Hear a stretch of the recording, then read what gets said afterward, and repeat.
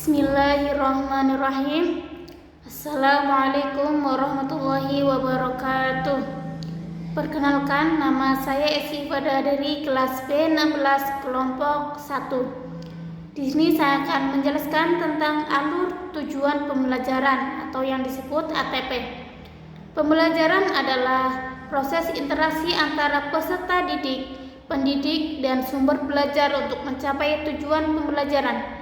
Pembelajaran merupakan kegiatan yang berproses melalui tahap perencanaan, pelaksanaan, dan evaluasi.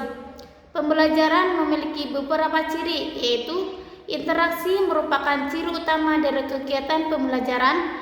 Pembelajaran membantu peserta didik untuk memperoleh ilmu dan pengetahuan, penguasaan kemahiran dan tabiat, serta pembentukan sikap dan kepercayaan. Pembelajaran merupakan proses penting dalam kehidupan manusia. Pembelajaran memungkinkan individu untuk memperoleh pengetahuan, keterampilan, dan pemahaman tentang dunia sekitarnya. Komponen pembelajaran terdiri dari beberapa komponen yang saling berinteraksi satu sama lain, yaitu guru, siswa, tujuan, materi, media, metode, dan evaluasi. Alur tujuan pembelajaran adalah rangkaian tujuan pembelajaran yang tersusun secara sistematis dan logis di dalam fase secara utuh dan menurut urutan pembelajaran sejak awal hingga akhir suatu fase. Alur ini disusun secara linear sebagaimana urutan tujuan pembelajaran yang dilakukan sepanjang fase untuk mencapai capaian pembelajaran yang harus dicapai di akhir fase. Peran guru dalam merancang tujuan pembelajaran yang sesuai.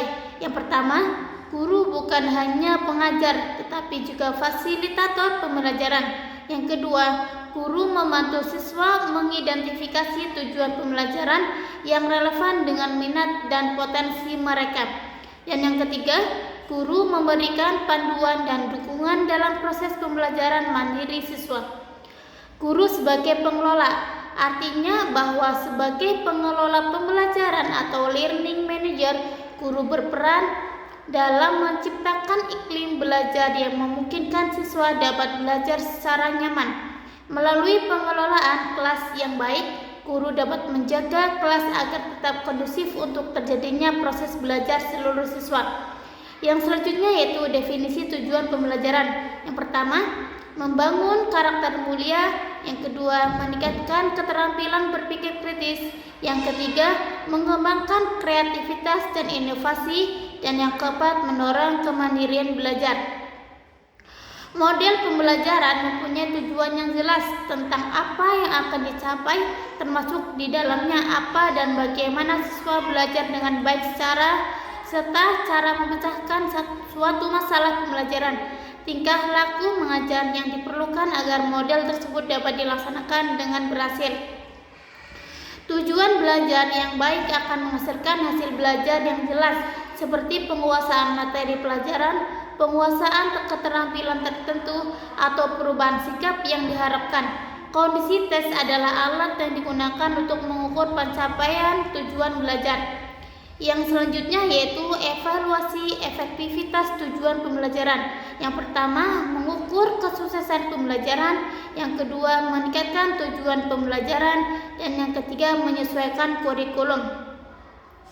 Tujuan pembelajaran merupakan deskripsi pencapaian tiga aspek kompetensi, pengetahuan, keterampilan, dan sikap murid yang perlu dibangun melalui satu atau lebih kegiatan pembelajaran. Kesimpulannya, model pembelajaran adalah cara yang dilakukan guru dalam melaksanakan suatu pembelajaran agar konsep yang disajikan dapat dipahami oleh peserta didik. Cara yang ditempuh guru dan peserta didik dalam pencapaian tujuan pembelajaran dilihat dari proses pembelajarannya.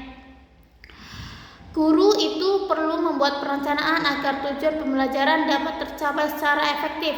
Hasil penelitian menunjukkan bahwa dalam kegiatan perencanaan guru berperan membuat rencana pembelajaran, mengembangkan materi, mempersiapkan media yang akan digunakan yang dibuat atas dasar pertimbangan kondisi peserta didik. Selain itu, peran guru dalam pembelajaran diferensiasi juga sangat penting. Guru harus mampu memilih strategi pembelajaran yang sesuai dengan kebutuhan siswa, memberikan umpan balik yang konstruktif, dan memberikan dukungan kepada siswa yang membutuhkan. Alur tujuan pembelajaran yang pertama yaitu menentukan tujuan pembelajaran yang spesifik, terukur, dapat dicapai, relevan, dan terikat waktu. Dan yang kedua, rancang kurikulum, mengembangkan kurikulum yang sesuai dengan tujuan pembelajaran. Dan yang ketiga, memilih metode pembelajaran yang efektif, misalnya pembelajaran berbasis proyek, diskusi, atau eksperimen. Yang keempat, implementasi, melaksanakan pembelajaran dengan menggunakan metode yang dipilih. Dan yang kelima, evaluasi, pengukur kesuksesan pembelajaran melalui evaluasi akademik, observasi, dan umpan balik. Yang keenam, analisis, menganalisis hasil evaluasi untuk mengidentifikasi kekuatan dan kelemahan. Yang ketujuh, perbaikan, menggunakan hasil analisis untuk memperbaiki proses pembelajaran.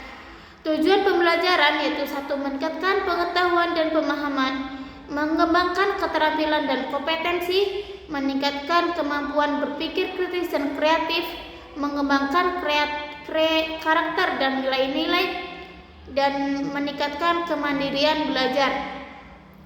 Manfaat dari tujuan pembelajaran itu akan meningkatkan efektivitas pembelajaran, membantu siswa mencapai tujuan akademik, dan mengembangkan kemampuan hidup, meningkatkan kualitas pendidikan, dan membantu guru dalam perencanaan pembelajaran.